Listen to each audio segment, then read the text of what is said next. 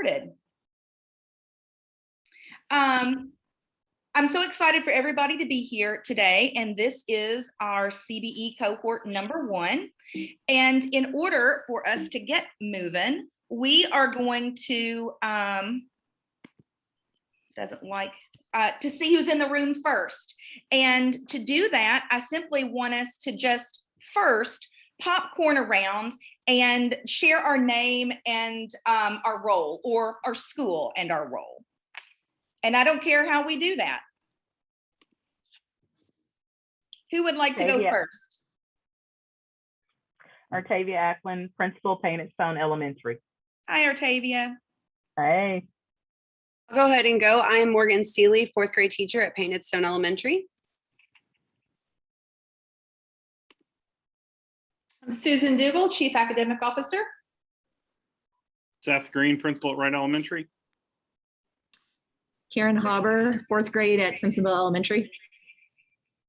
Kristen Van Meter from MCM.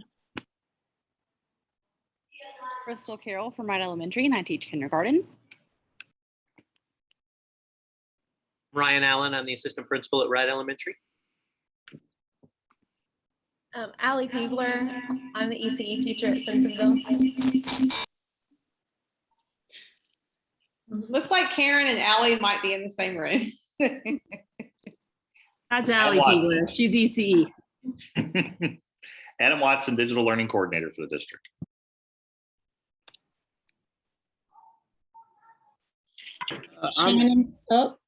Go ahead, Manny. I'm Manny Stone. I'm the assistant principal at Painted Stone Elementary. I am in the gym doing second bus rider duty. So, yeah. I'm Shannon Paff, principal at Southside. Amy Chase, ECE at MCMS.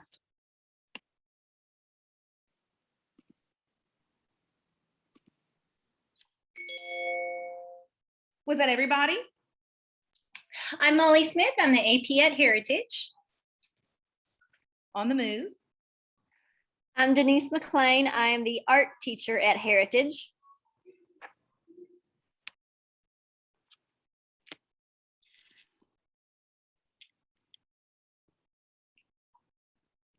I think that was everybody. Yep. And I'm Tracy. I'm the staff developer. So it's wonderful to see everybody. And one of the things that I wanted us to do was first, I wanted us to say hi, but then I want us to be able to think about our journey for a moment and grab in the chat box down at the bottom, just click in there and get ready to just jot for a second. And I'm going to give us about 20 seconds to just do a little stream of consciousness to think about this very question. Why the CBE cohort this year? Why this strand for learning? And I just want us to type why. And then when I say push return, we're all going to push return and we're going to see the waterfall and see our why for the elementary CBE cohort this year. Are you ready? Go.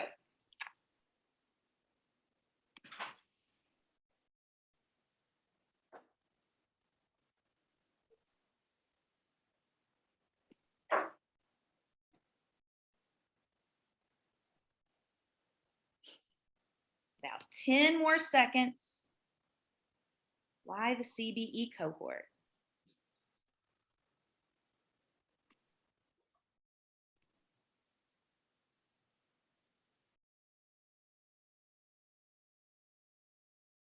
And push return. And take a look and see what everybody jotted.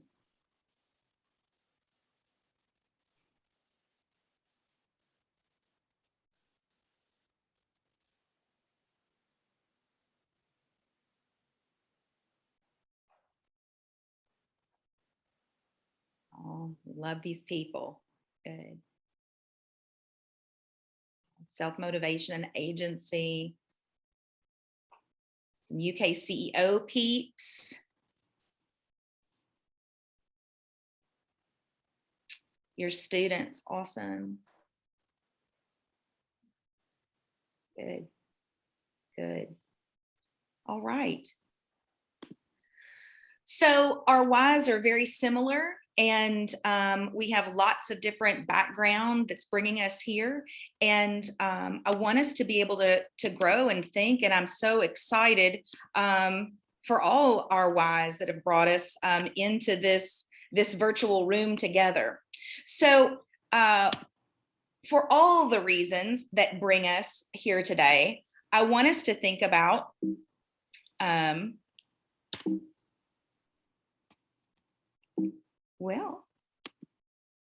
I want us to think about one of the big reasons for instructional strand learning for the year. And today really is just that calibration day. And we do have some objectives. And the first one is really to understand the learning frame for the year. If that's your why for joining this cohort for the year, I want you to understand kind of the frame and for us to leave knowing, okay, here's the outcome for the year, but also for the outcome for the day. Let's build some background knowledge and your next steps for understanding the Shelby County CBE core design principles. So really the long-term goal for the year and the one for the day. And in order to do that, I know I'll have it when I can identify the core principle I want to spend more time with and gain clarity around it. So here's your year at a glance. I will share these slides with you as soon as we're finished today. It'll be in the calendar invite and you can go back and grab them. The year at a glance, this is in the professional learning schedule. And I could probably go ahead and drop that in the, would it be helpful to have those in the calendar invite now? Or do you want to just follow along? What's helpful with the group, now or later? I want to do what's best for the group, now or later? Now? Okay, I'll drop those in just a second. As soon as I share this and we turn over to Rose, I'll share it, okay? All right. This, I just wanted to remind everybody, is there in our Magenta Days. We'll meet on each Magenta Day. You can always look at that calendar. And then I wanted to show you that every single Magenta Day, each one of my computer is being very sensitive. Sorry, guys. Wow. Gracious. We are going to have our own strand, and for the year, here it is at a glance, and you'll be able to look at this and go back and have it whenever you want. So for us, we've got a lot of flexibility. So I'm going to go ahead and start with the end in mind. We are working with lots of different folks in our group. And so we do have the UK CEO cohort. Those are folks who are looking for rank change with, at UK, and they have a CBE focus. So those folks are running parallel with us. And we noted some in the group today. We're going to end with a defensive learning. So by the end of the year, just like we did at Mastery Learning Conference when we had our exhibition or defensive learning, then we'll end, as will all the other groups. What have we learned this year? What do we want to get smarter about? What do we want to show that we know? That last one will end there. And so each month, we will either meet virtually or in person at the Blair Center, and it depends on what we're doing. What is our need? We'll be talking about sharing evidences. It just depends, and we'll be communicating that ahead of time. But before we get there, we'll be meeting, and depending on the needs, depending on what we decide in terms of the needs of the group and the cohort, we'll be looking at some different things. Today, we'll be looking at and thinking about the core design principles and anchoring with an expert, Rose Colby, who we'll meet in just a few moments. And then we'll be in October looking at and talking about our action research, which will lead up to a little bit today. Action research is going to drive everything. What do you care to learn more about? What do you want to honor? And what do you want to find more and think more about, get smarter about? All of that is going to drive how you spend your time and what you want to get out of this time together. Then we're going to think about these other pieces as we go along. We also may find that we need to shift how we're spending that time. It's going to be up to the team in some ways, but also this is the main structure that we're going to use. We may find that we need to shift it around a little bit. There's some flexibility. Everyone should have received their deeper competency-based learning book. And this is going to be an anchor that we're going to use. And that really is when we've named some of the making shifts in teaching and learning structures, those are some of the ways that we're anchoring there. So I just wanted to share that with you as we're rolling through. We'll come back and address this as we move as well. The other piece that I wanted to show as the anchor is our core design principles. Where did they come from? This is something that in many ways we shared last year's Mastery Learning Conference, and there has been this COVID piece that has not halted, but has slowed much of some of the conversation and progress around pieces of our learning. Never fear, here we are. And so what I'd like to remind us all about is this came from Competency Works in small part, but also I wanted to remind you of that, and also the updated version of what is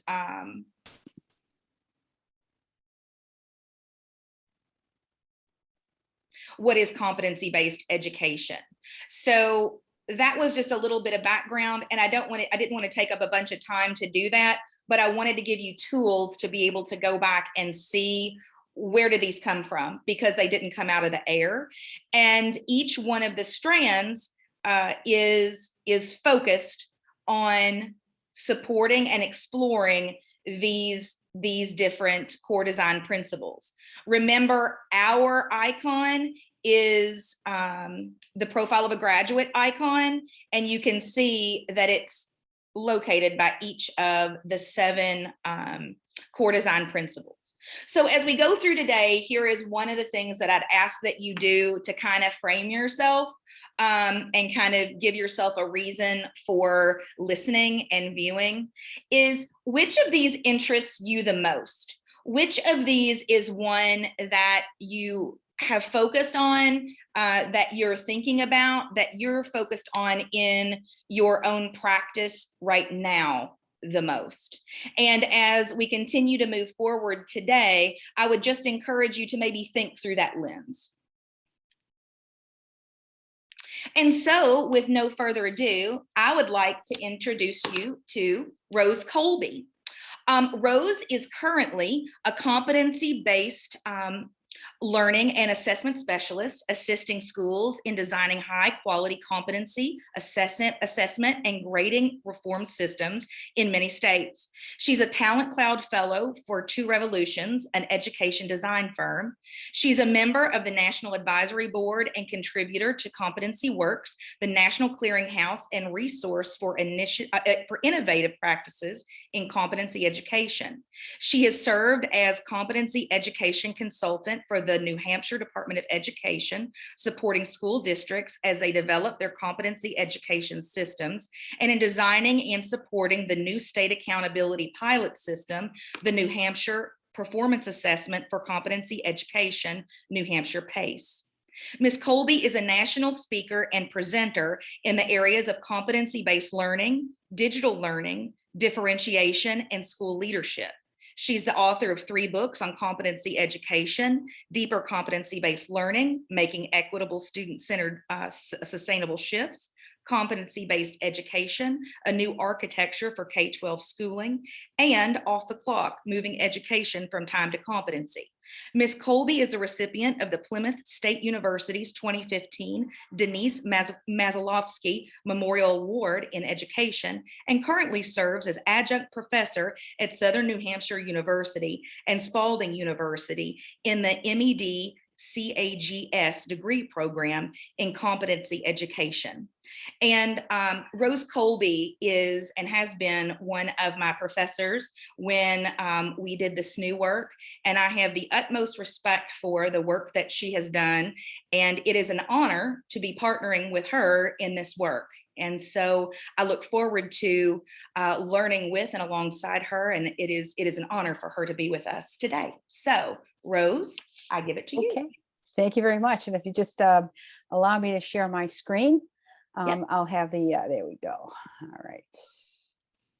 Let me continue with that, and then I'll go ahead and share my screen and just give me a second and I'll be able to do a little chatting here. And let me just do present over here. You know, I always hate the lag time when you go to switch off a screen. I always wonder if it's actually going to come up. You should be seeing my screen right now, correct?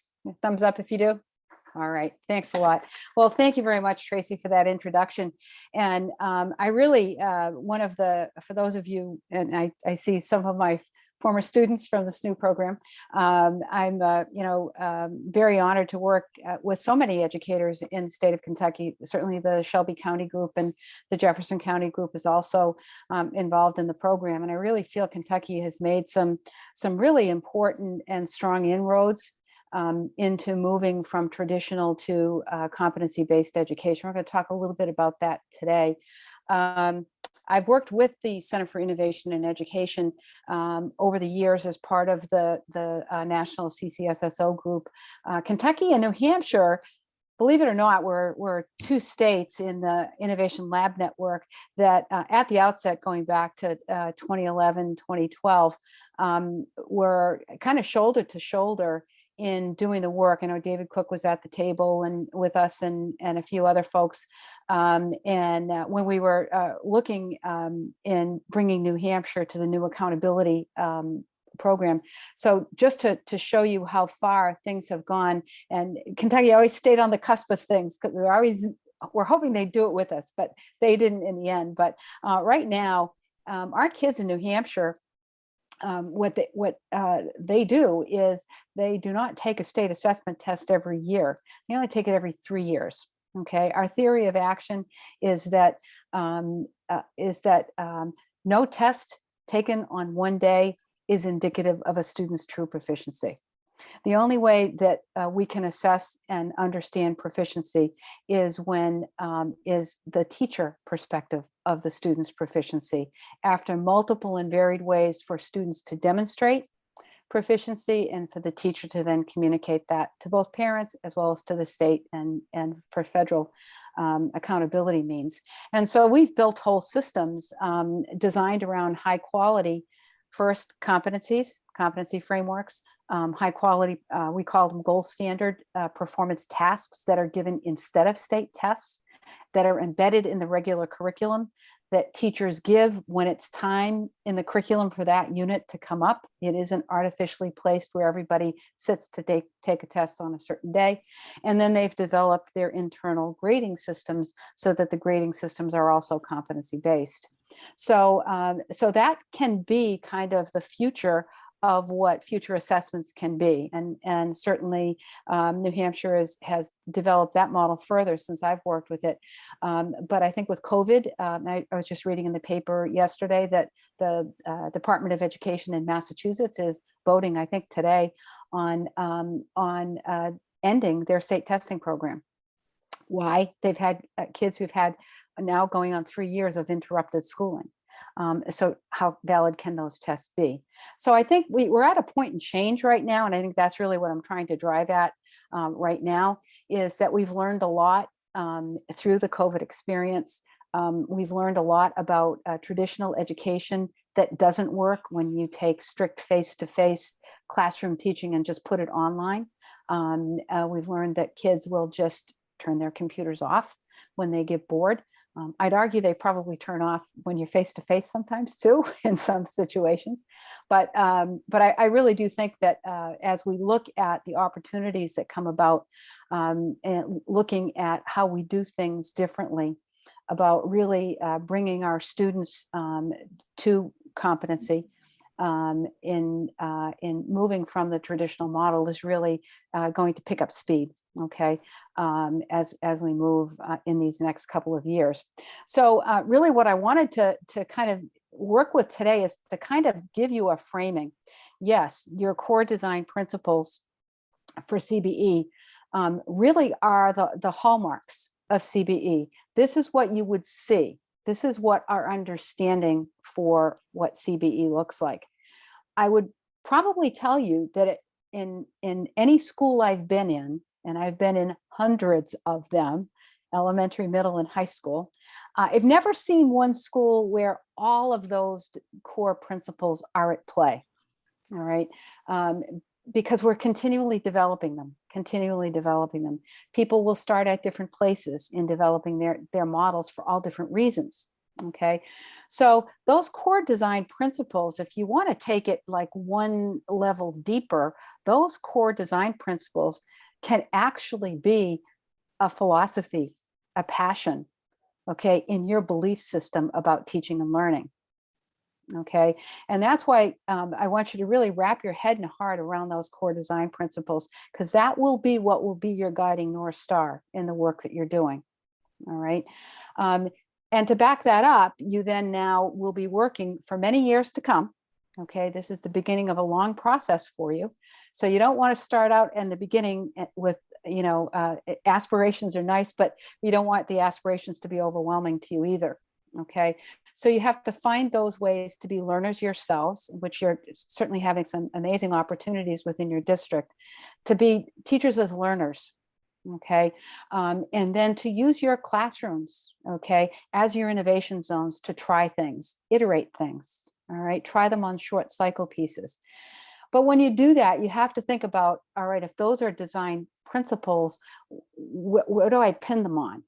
Okay, and this is why I really do look at the core components of personalized competency-based education for deeper learning as the framing members.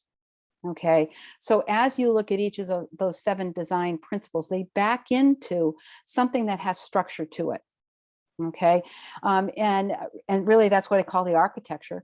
And the architecture really around the teaching and learning pieces especially are in the competencies and the personal success skills. That's where you're going to spend a lot of times building your system up. Competencies that are broadly stated academic goals and personal success skills. All right, some people call them the backpack skills or the profile of the graduate skills. In all of the profile work that I've done, I've never seen a group of parents, students, community members, or anyone else who said that their profile of the graduate is one that includes a student getting a B in English. All right, think of where our priority systems are in our current systems. A lot of it is around that grading systems that we have and that communication of learning. But parents, industry, higher ed, they really want to see what you've captured as your profile of the graduate.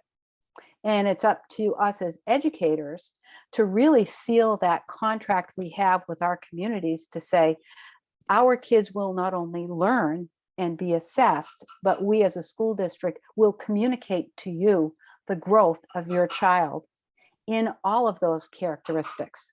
Academic competencies, which are certainly very, very important, okay, and a lot of the structures that you're going to create. And the other piece is those personal success skills, which our research has shown us is actually what deepens learning. Okay, so that the No Child Left Behind churn of standards-based, where we've pushed and pushed and pushed the content, hasn't really given us the yield that we've wanted in our graduates. But where we do have folks who've built these systems with the personal skills and the academic competencies working hand in hand, okay, and certainly CIE in Kentucky have been at the front of all that movement nationally. That's really where we need to move our instructional models, and you'll be spending a lot of time on that. The only way you demonstrate competency is show me that you can do it. Okay, I don't want to know that you can get 100 on a vocabulary test. I want you to show me a piece of writing where you're using vocabulary correctly, okay, with the right understanding of the word. And I can go through all the different content areas, you know, to emphasize that point. So competency is all about demonstration. And so creating performance tasks, not tests at the end of the chapter, but actually tasks, short, long, complex. You'll be doing a lot of variety of different types of tasks, but it's in those tasks that we see the personal skills come out, the ability of a student to collaborate, the ability of a student to critically think, the ability of a student to self-direct, okay, which is huge. And then to see that they've met an academic proficiency that we have defined as being mastery, okay, or proficient. So we have to move our assessment systems to one that are balanced, ones that are flexible, ones that will really work with the student where they are in their learning and not where you are in your curriculum. That's important. I'm going to pause on that. It's where the student is in their learning and not where you are in your curriculum. That's going to really, really grow your performance assessment systems. And then along the way, as you have these pieces in place, that you're really creating pathways for student learning. Now you have to think of pathways. You can say, well, I'm a 4th grade teacher, I'm an 8th grade teacher, I'm a 10th grade teacher. I have these kids for 1 year and I know what they need to know during that year. But I'm thinking a pathway is a K through 12 pathway, that you have to think of what your role is in that student's journey, their walk K through 12. What will those experiences look like? Okay, what do they need to look like? All right, and as we move up from elementary to middle to high school, they should look different. Right now, nationally, there's a real effort to really bring in, by the 12th grade, into those high school years, learning pathways that are career oriented, where schools work very, very closely with business partnerships during the high school years. In many schools and school districts now, students can come out of high school with both their high school diploma as well as an associate's degree through partnerships with community businesses as well as local community colleges. This is where we're going, okay? And you just don't throw that in high school. You have to start building those pathways, okay? So students are more and more doing experiential learning, okay? That's competency-based. So pathways become really important, all right?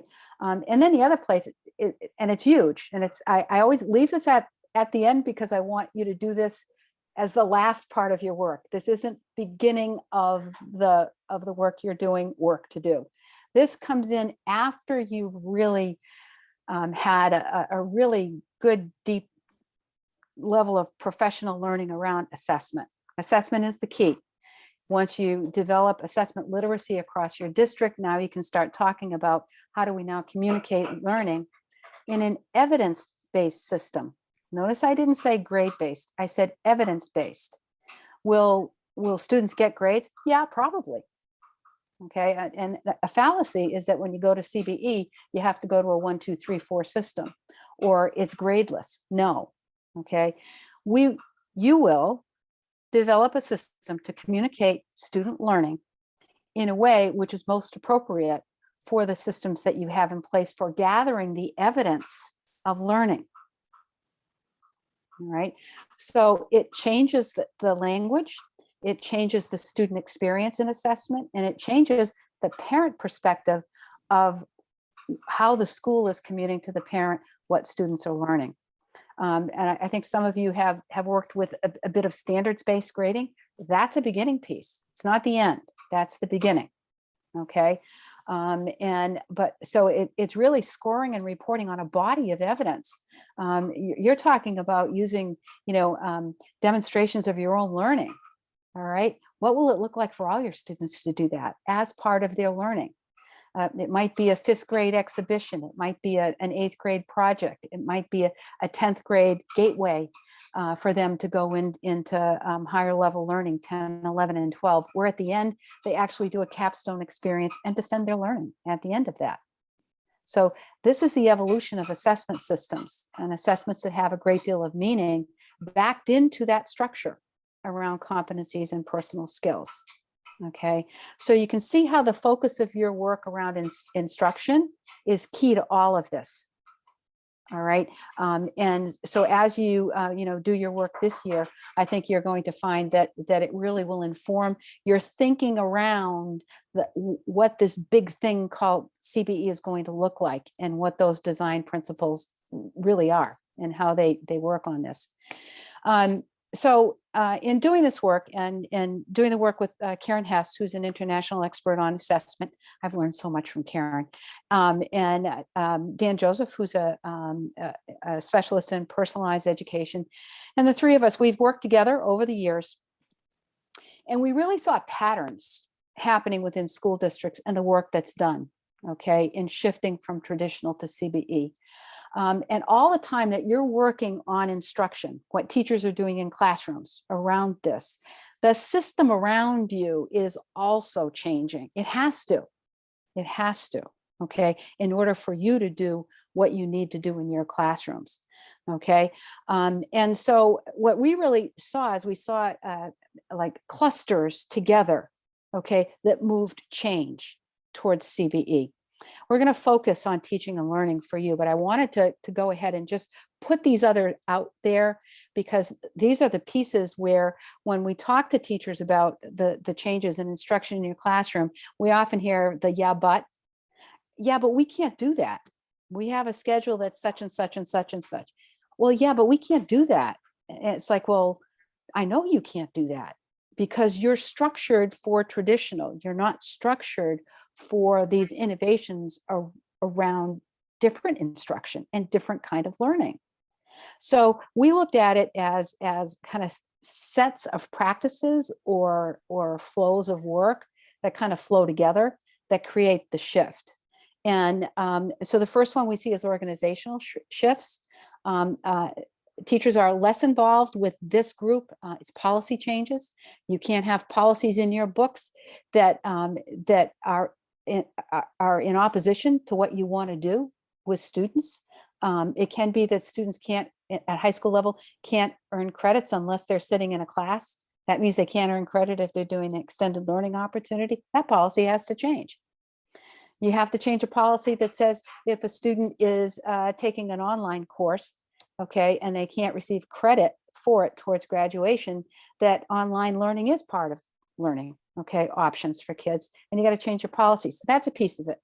Leadership roles have to change, okay, and I'm glad to see so many leaders in Shelby involved in these programs, because I think they understand now that their role as leaders is to really enable the teachers. The teachers will create the drivers for the change towards CBE, and all of the work that you do in your classroom has to be enabled. It has to be supported, and that's the job of leadership, both at the building level and district level. And the culture changes, okay? Your professional culture of how you work, okay, should change, and the professional learning that you do and how you learn it. And that's where Shelby shines with how they've approached that whole piece around how, and the culture changes when you do different things in your classroom as part of your learning. See how they all work together. Okay, the teaching and learning pieces, again, a focus for you folks. How do you use competencies? You have a very strong focus in your district on standards. Standards aren't competencies. You'll learn to look towards those higher objectives around competencies, where you map them across your curriculum, where you'll know exactly where kids hit those competencies, so you can figure out where your curriculum has gaps and where there's redundancies. And you'll be able to see increasing complexity of student performance over time, because assessment is based on those competencies. Again, those personal skills, you can't just say, expect kids to be able to self-regulate or expect kids to be able to collaborate, you have to teach those skills. All right. And we don't have that as part of our curriculum now. We just have academics as part of our curriculum. How are you going to learn to teach those things? Okay, that's part of your instructional model. Your performance assessments, becoming good assessors, is critical. And then the grading and the reporting piece. Okay, well also, but that's a minor piece to it, but how can you talk about instruction without talking about grading? The student-centered shifts, okay, are the ones which will really radically change what's going on in your classrooms. Around coring your instruction so that students, where you meet them where they are in their learning, you can identify their gaps. You won't be working in a system where you're doing interventionist teaching and learning. You're going to be teaching students where they are. And when they're brought to proficiency, they move forward in their learning. Okay. And once they're proficient, they can apply it in future learning. Okay. So we have to take some of the bugs out of our old system. That's a big one, right? Pacing. All of our research tells us learning sciences, and we base all our work on learning sciences. Learning sciences tell us you don't learn at the same rate with every piece of new learning that you do. You know that yourselves. Sometimes it takes you longer to learn something, or something can be presented to you out of the blue and you already can do it. You have to respect that. And you have to pace teaching and learning around that principle. That's one of the hardest things in CBE, is to break through all of the constraints that you have on your time and your talent and your technology to come to bear around pacing. It can't be one of the first things you do. The assessment feedback cycles, respecting those, not grading everything you assess, and really supporting students from the perspective of equity, which is one of the driving principles in your core design principles, using a body of evidence and not just a grade.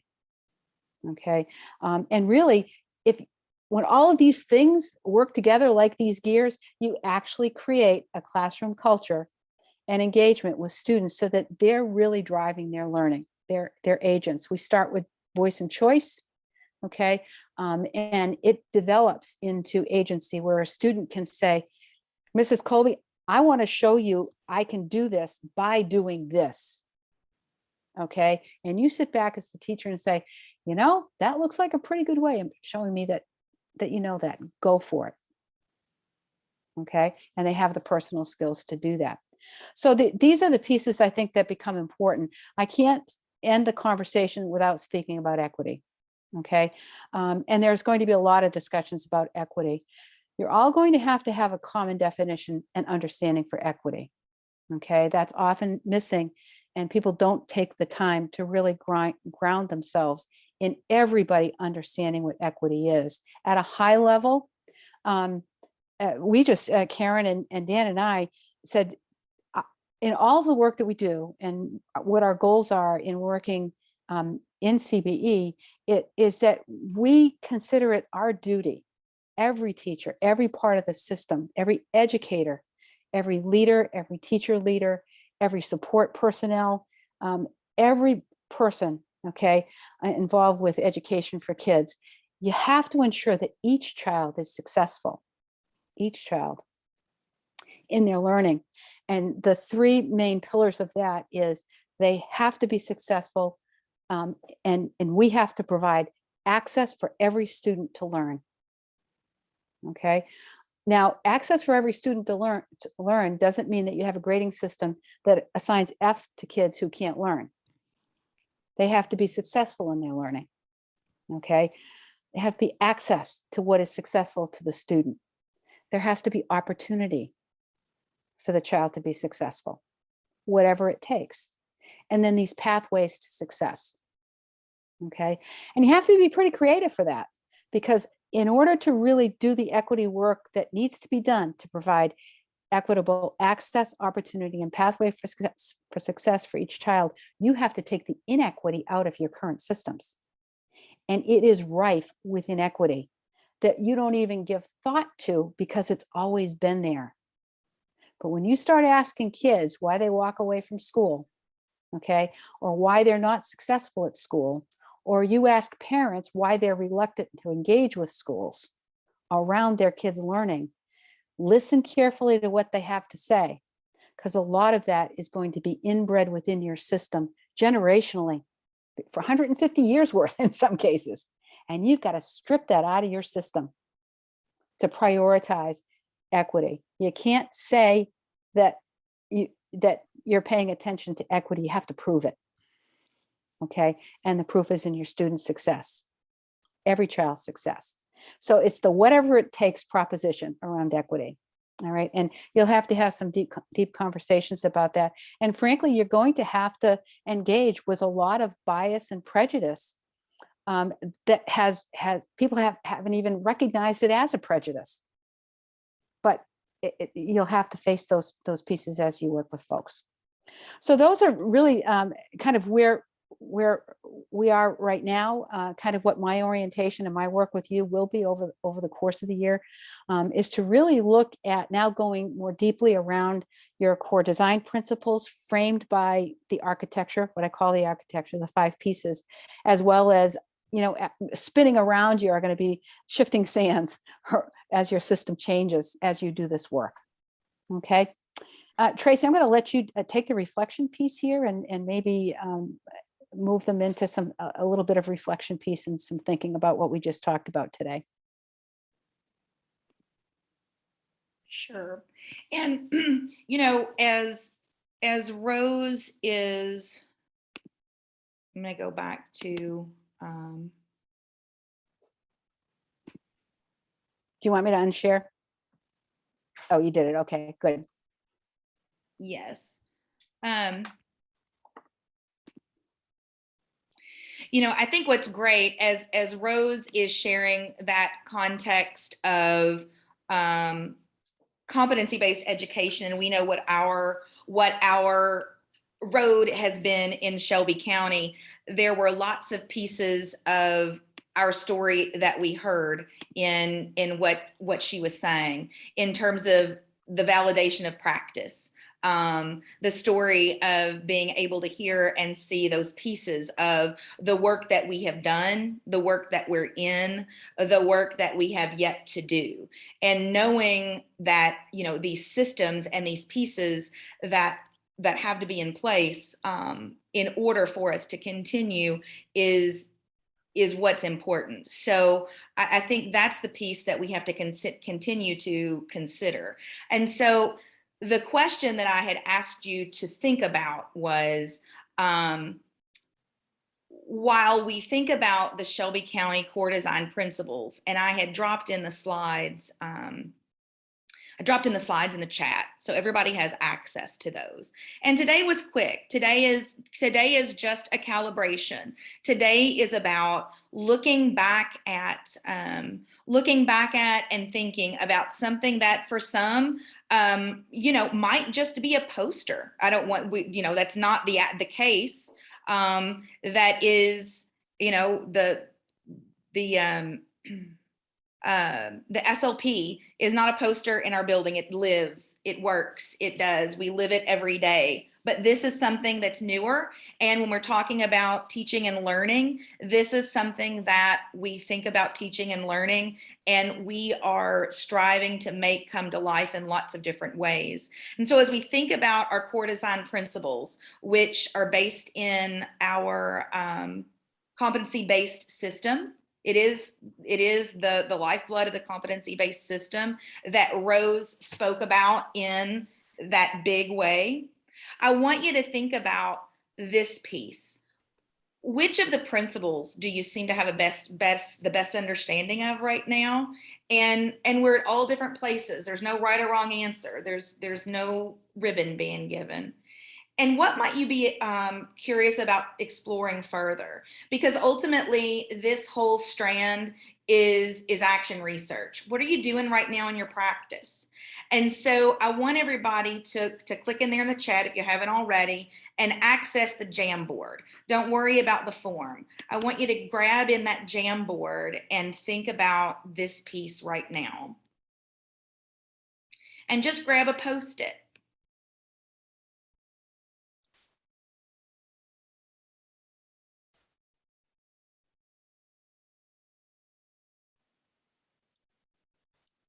And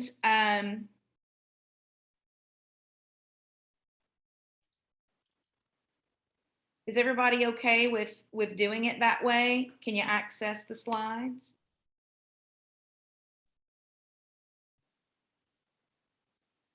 And I just want you to think a little and see if, while you're thinking about agency, performance assessment, the feedback cycle, anytime, anywhere, students learning actively using different paths and various pacing.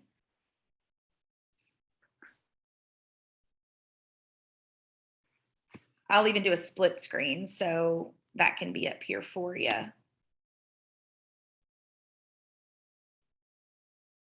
Just take a little time to think through that. And this is about your journey.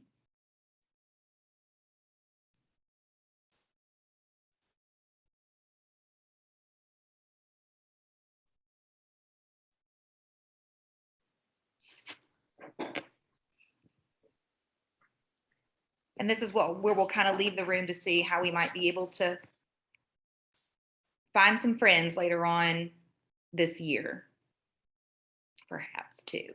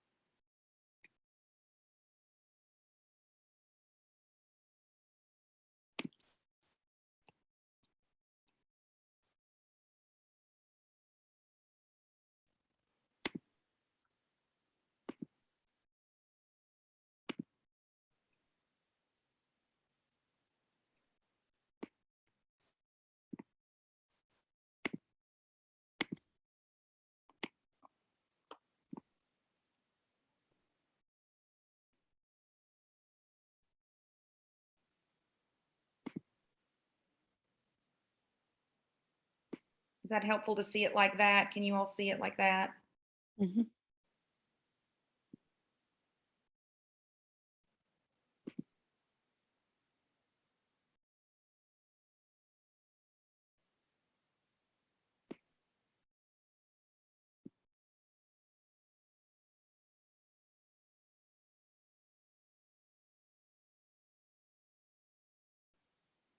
And this is just to get a sense, you know, just to get a sense.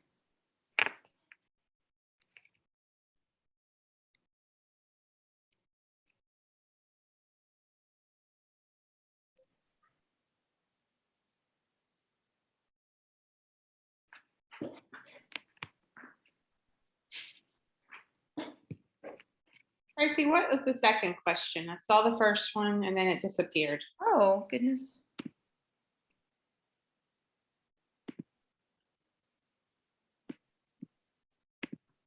The second question is, what might you be curious about exploring further? Okay.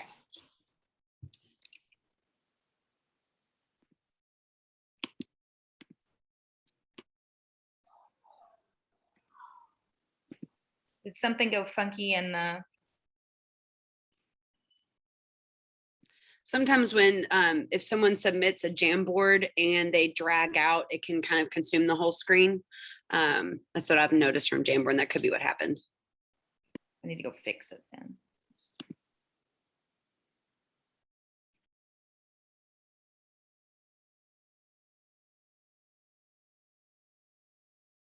But everybody's having okay time posting it, right? Everybody can post? Okay.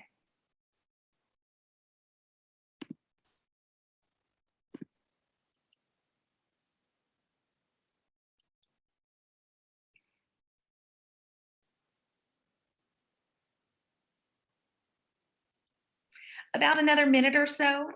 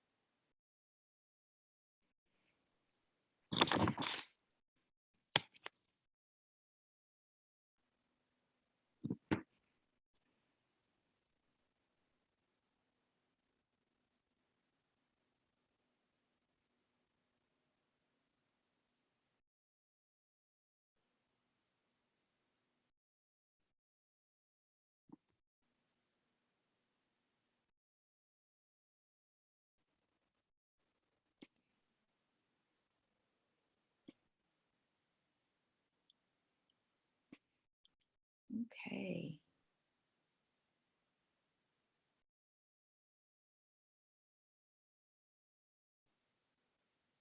There is so much variety in strength and in interest in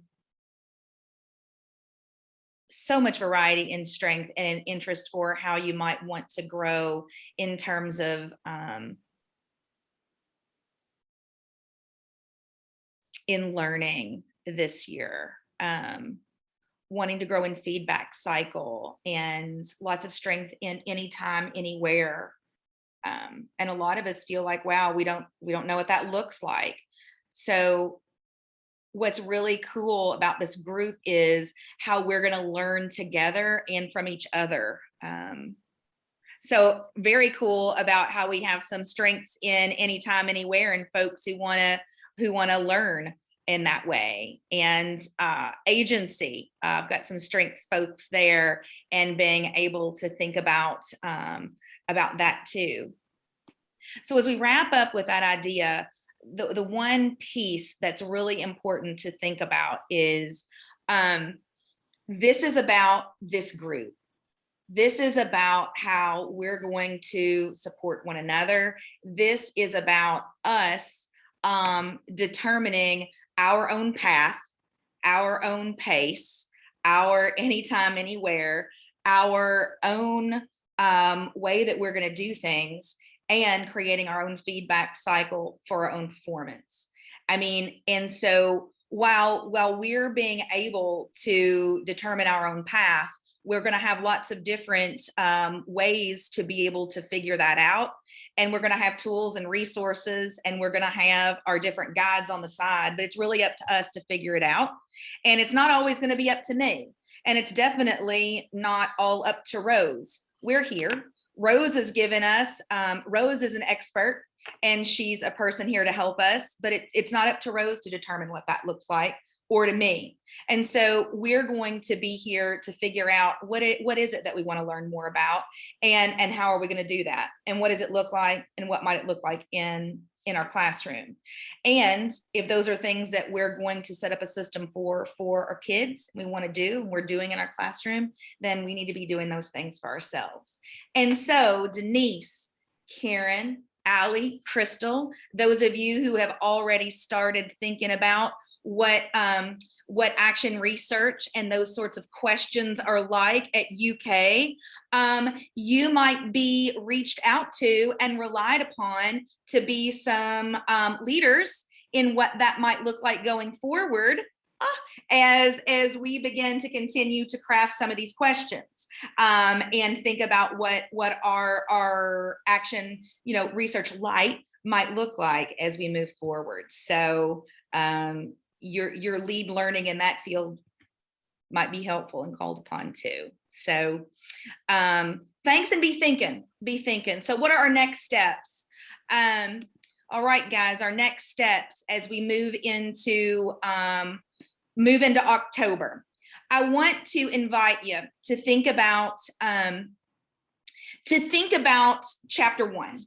And it's an invitational read. So just think about what Rose kind of talked about today. And if you look at chapter 1, it's not reading for next time, but ultimately it's about thinking about some of the things in terms of a shift from traditional education into the things that we're doing and that we aspire to do. And I would just invite you to possibly look there. The other thing I want you to do is to continue to consider your core design principle in your daily practice. What is it that you're continuing to foster and really grow, but also the piece that you want to get stronger in? How are you being intentional about that? And how are you looking to get feedback? What's happening in your practice there? The other thing I want you to look at, and this is just a cursory look. Look at it however you want. It might help you understand where you might be in terms of how we're naming some things right now in a very unofficial way. So we have 2 drafts. We have a draft of the core design principles continuum.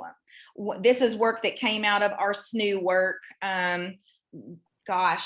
When we were with Rose. And so these are in no way official and not used in any official capacity yet, and they need work. So one is a 1.0 draft, one is a 2.0, and one has more specific language that has been pulled from like breaking from tradition text. So take a look at them. And I just ask you to think, what do you notice and what might you explore further to give you some, just some things to think about in your practice going forward. And with that, I say thank you for being with us today and for being part of this first cohort. Have a wonderful Tuesday, and we'll see you soon. Please look for an email from me for some more official ways of how we're going to communicate and where you can find information going forward. Okay. Anything anybody else wants to say? Rose?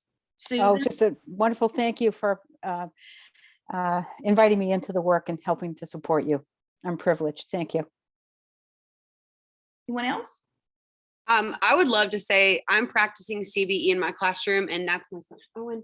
And I loved this conversation today. I've been thirsty to have this conversation, and I really appreciate getting to meet Rose and hear from you today. I'm really excited. So this teacher is very excited. Thanks. Great. For this. Awesome.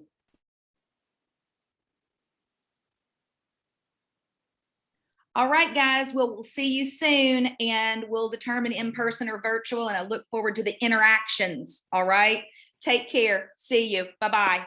Good night. Good night. Rose, you want to stay on? Yep. Is this the same link for the next session, right? Okay. So I'll just stay on. And you're going to scoot, right? I am like after I turn it over to you, I've got to scoot. Okay. And then Fox and the bunch are coming in. How do you think that went?